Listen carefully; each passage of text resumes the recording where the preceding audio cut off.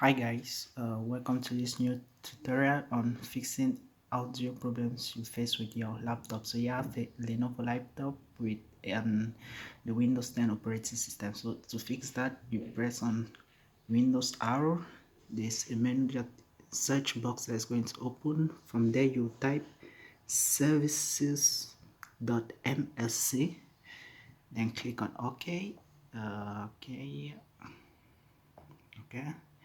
Then a new bar is going to come up with a list of settings uh, in which your computer is made of. So there you are going to search for Windows Audio.